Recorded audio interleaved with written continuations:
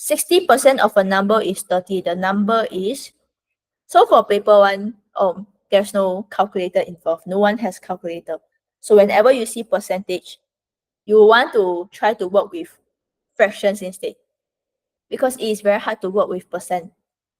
It's actually easier to work with fractions. So what's 60%? 60% is actually 60 over 100.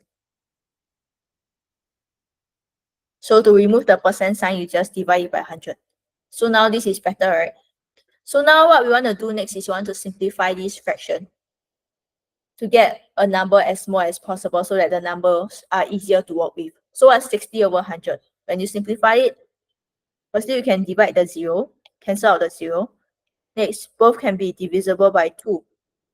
So you'll get 3 over 5. So very good.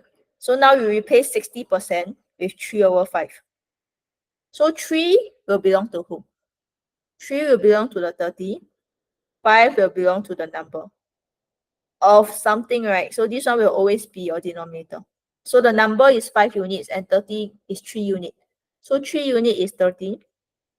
1 unit will just be 30 divided by 3, gives you 10.